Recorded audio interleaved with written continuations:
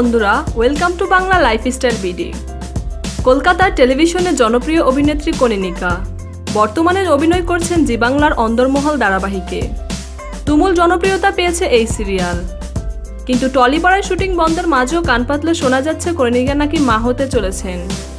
তবে সত্যিটা কি, এই নিয়ে মুখ খুলেছেন কনীনিকা। কথা বলেছেন জনপ্রিয় পত্রিকা আনন্দবাজারের সাথে। সেখানে তিনি বলেছেন, আর্টিস্ট ফোরামের সঙ্গে কথা বলে আমি চ্যানেলকে জানিয়েছি আমি আর অন্দরমহল ধারাবাহিকে কাজ করতে পারবো না। আমি চ্যানেলকে 2 মাস সময় দিয়েছি, তবে আমি প্রেগনেন্ট নই। শারীরিক অসুস্থতার কারণে ওইভাবেই একটানা কাজ করা আমার পক্ষে সম্ভব নয়। এরই মধ্যে শুভেচ্ছা বার্তায় ভরে গেছে কনীনিকার ইনবক্স।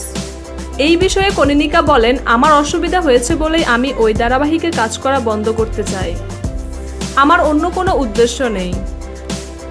আর মা আমি অবশ্যই হতে চাই, কিন্তু এখন নয়। হলে নিশ্চয় সবাই জানতে পারবেন। তো বন্ধুরা, আপনারা কি চান কনীনিকা অন্দরমহল সিরিয়ালে আবার ফিরে আসুক? তা কমেন্ট করে জানান আমাদেরকে।